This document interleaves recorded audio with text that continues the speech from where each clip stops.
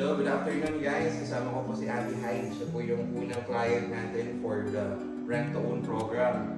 So, kamustahin lang po natin si Ate Hyde kung ano po yung naging process niya sa buong transaction nito. Kamusta naman Ate yung Rectory Homes?